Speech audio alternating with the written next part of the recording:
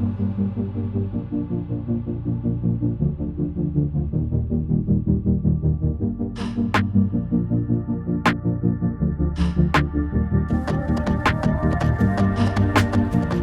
principe, l'employeur prononce une libération de l'obligation de travailler en même temps que le licenciement, quand il ne veut pas que l'employé revienne travailler pendant le délai de congé.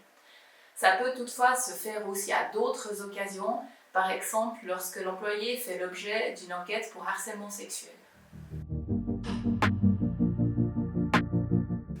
La loi ne prévoit rien à ce sujet.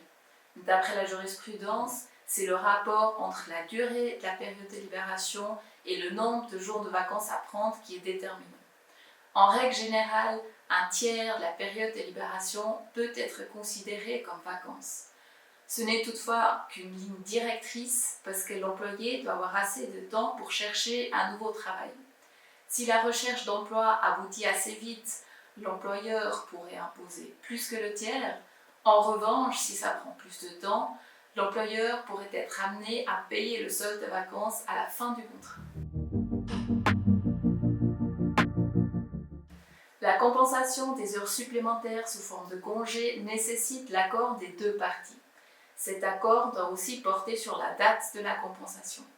Concrètement, l'employeur doit se réserver le droit d'imposer unilatéralement la date de la compensation, idéalement déjà à la conclusion du contrat.